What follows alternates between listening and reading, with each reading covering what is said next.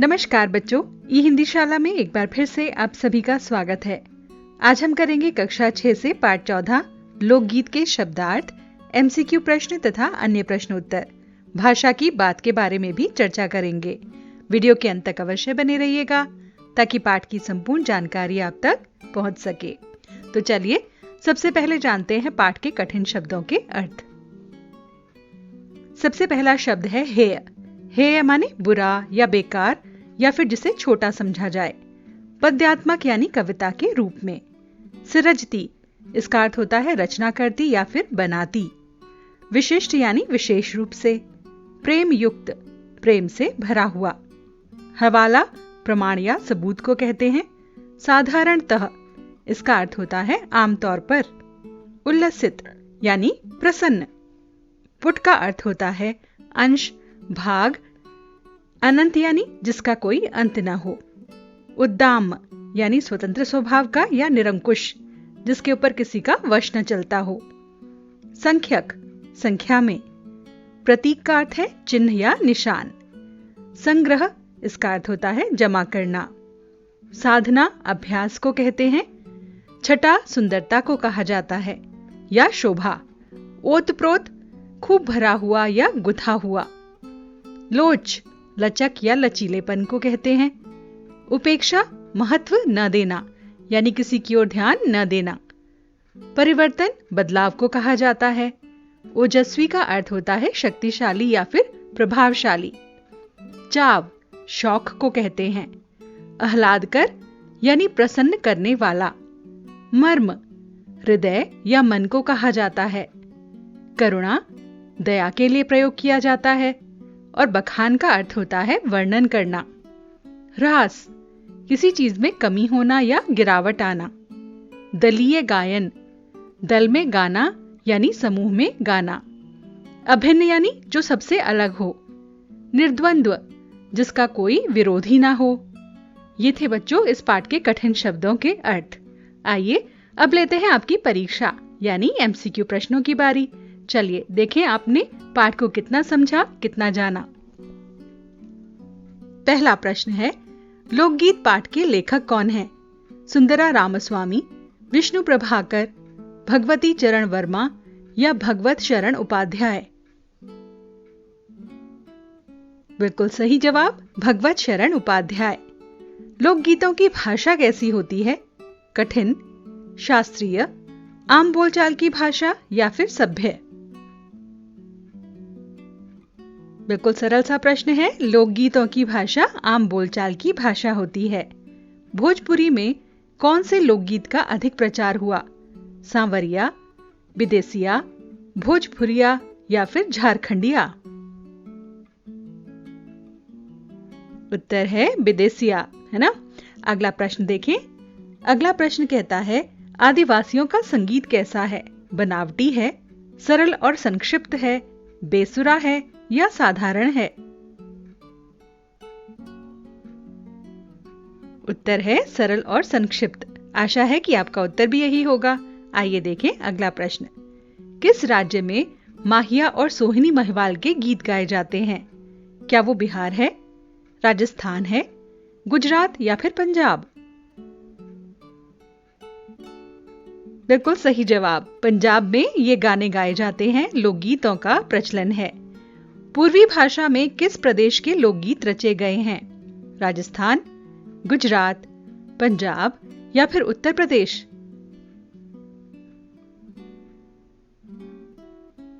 उत्तर है उत्तर प्रदेश। चलिए देखते हैं अगला प्रश्न। आहला का आरंभ किसके द्वारा किया गया? चंद बरदाई, देहाती कवि, जागनिक या फिर नरपति?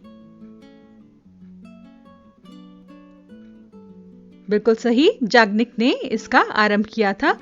अब बच्चों एक चीज ध्यान रखिएगा, अपने प्रश्नों के उत्तर के लिए स्वयं को अंक देते जाइएगा। देखिए कि आपने कितने अंक पाए। वर्तमान में आहला किस रूप में गाए जाते हैं? भक्ति गीत, प्रेम गीत, प्रशंसा के गीत या फिर विरह के गीत? उत्तर है प्रेम गीत के रूप में गाए जाते हैं। जागनिक किन राजाओं के राजकवि थे? शुक, चंदेल, चोल या फिर मौर्य? उत्तर है चंदेल। आपने पाठ में भी पढ़ा होगा कि चंदेल राजाओं के राजकवि थे जागनिक। अगला प्रश्न, सबसे अधिक लोकगीतों की रचना किसके द्वारा की गई? बच्चों के द्वारा, महिलाओं के द्वारा, पुरुषों के द्वारा या फिर विद्वानों के द्वारा? पाठ में भी इसके बारे में बताया गया है। एक पंक्ति में लिखा हुआ है कि सबसे अधिक लोकगीतों की रचना महिलाओं ने की है। साल के 12 महीनों का वर्णन किस प्रकार के लोकगीत में होता है? कजरी, बाउल, रसिया या बारहमासा? इसके नाम में ही इसका उत्तर छिपा हुआ है। बिल्कुल सही पहचाना, बारहमासा। किस प्रकार के लोकगीत शास्त्रीय संगीत से अलग होते हैं? मधुरता में अलग होते हैं, ताजगी या लोकप्रियता में, सुर और ताल में, या दोनों बिल्कुल एक जैसे होते हैं?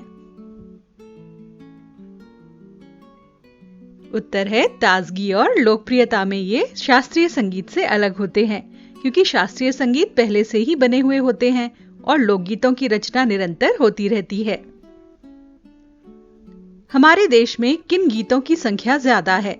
बाल गीत, महिलाओं के द्वारा रचे गए गीत, प्रेम गीत या हास्य गीत?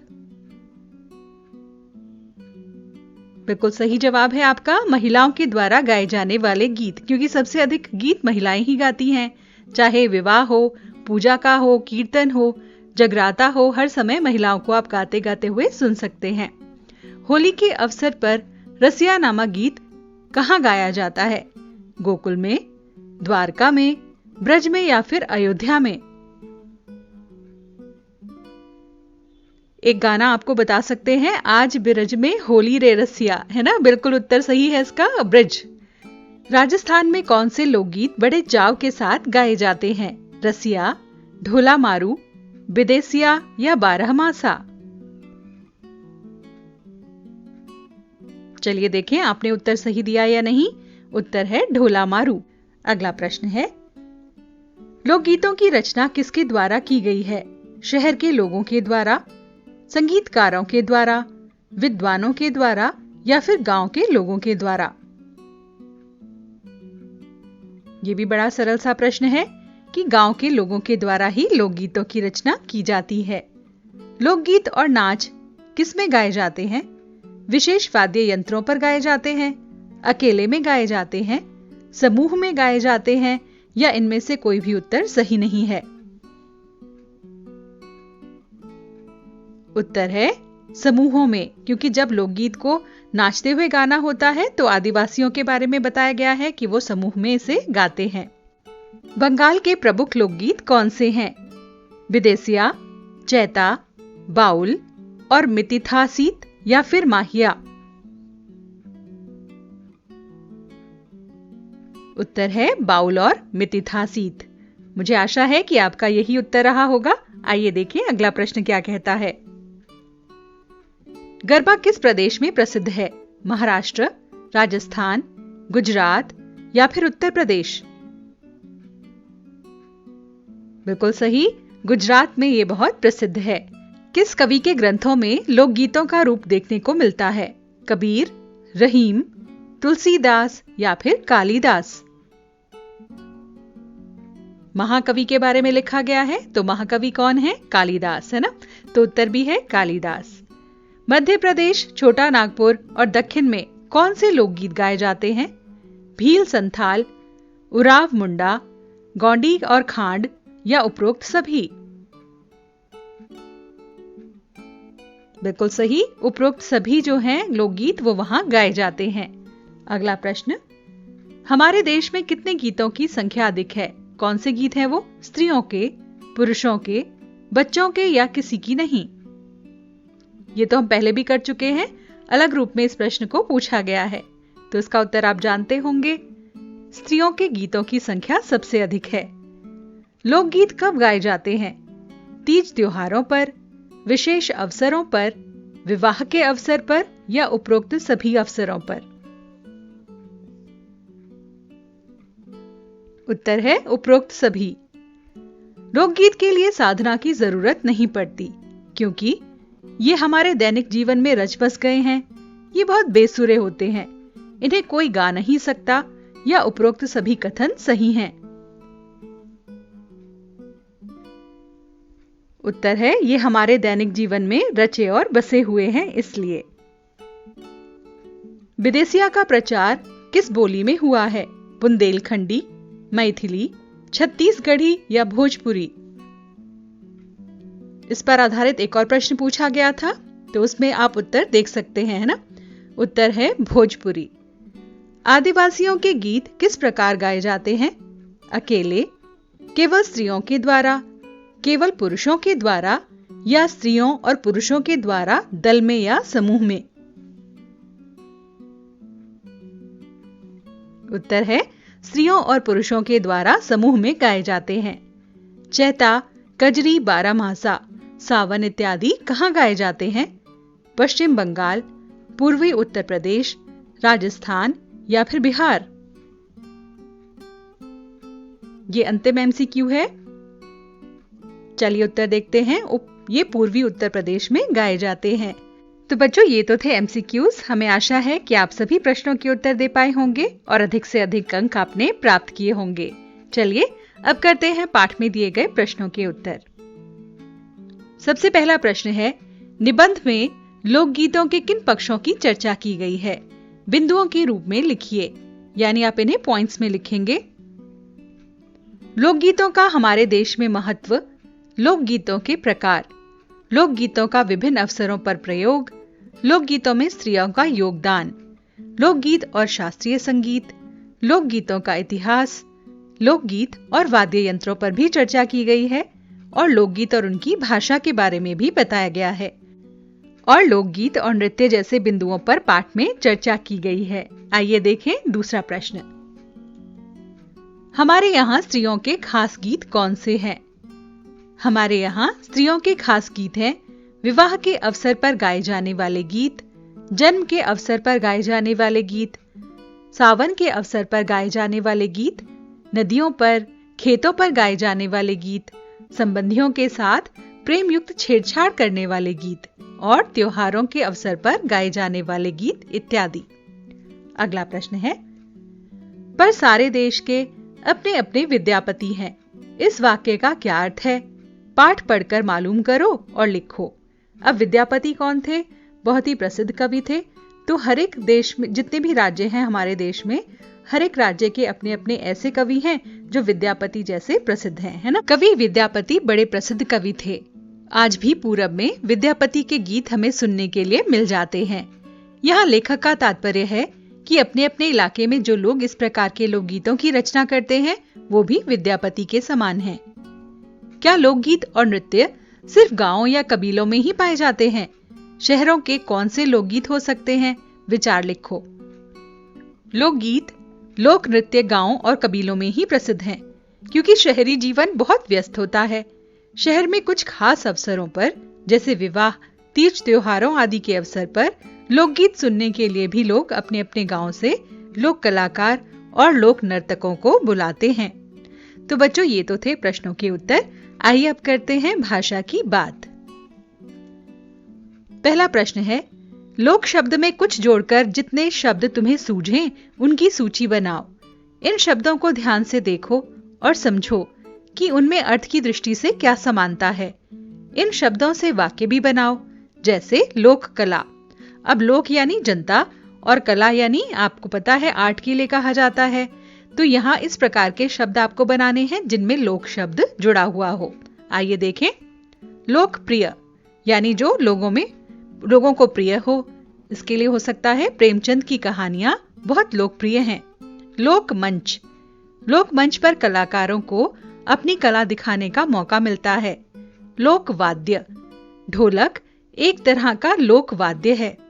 लोकहित, सरकार लोकहित को ध्यान में रखकर योजनाएं बनाती है। लोकतंत्र, भारत के अलावा भी कई अन्य देशों में लोकतंत्र है। लोकमत, सभी देशवासियों को लोकमत का सम्मान करना चाहिए। लोकगीत, आज भी भारत के गांव में लोकगीत गाए जाते हैं। तो आपने यहाँ देखा सभी शब्दों से पहले लोक शब्द जुड़ा हुआ है, यानी जो भी जनता के द्वारा जनता से संबंधित होंगे वही चीजें यहाँ पर आपको शब्दों के रूप में दिखाई दे रही हैं। जो लोगों में प्रसिद्ध हों, लोगों के हित से संबंधित हों। अगला प्रश्न देखें। अगला प्रश्न है, 12 मासा गीत में साल के 12 महीनों का वर्णन होता है। नीचे विभिन्न अंकों से जुड़े हुए कुछ शब्द दिए गए हैं। इन्हें पढ़ो और अनुमान लगाओ कि इनका क्या अर्थ है और वह अर्थ क्यों है। ये सूची में तुम अपने मन से सोचकर कुछ शब्द और जोड़ सकते हो। जैसे इकतारा, एक माने एक और तारा यानी तार वाला, तो ऐसा वाद्य यंत्र जिसमें एक तार होता है। सरपंच, अब पंचों का जो सरदार होगा वो क्या होगा? सरपंच होगा। आइए देखते हैं इनके अर्थ किस प्रकार से हम इन्हें अलग करके बता सकते हैं। इकतारा, एक तार से बजने वाला वाद्य यंत्र। सरपंच, पंचों का सरदार या मुखिया। चार पाई यानी 4 पैरों वाली। सप्त ऋषि, 7 ऋषियों का समूह। अठन्नी यानी 8 आने या फिर 50 पैसे का सिक्का। तिराहा यानी जहां पर 3 रास्ते मिलते हों। दोपहर, जब दिन के दोपहर आपस में मिल जाते हों। छमाही, 6 महीने में होने वाला। नवरात्र, नव माने 9, तो उत्तर क्या होगा? नवरात्रों का समूह। चौराहा, जहां 4 राहें मिलती हैं। तो अगर आपने देखा हो, सभी में पहले पहले जो शब्द हैं अक्सर वो संख्यावाची हैं, केवल सरपंच को छोड़कर। उसमें पंच बाद में आ गया है। तो इस प्रकार के बहुत से शब्द आप खुद भी बनाकर देख सकते हैं।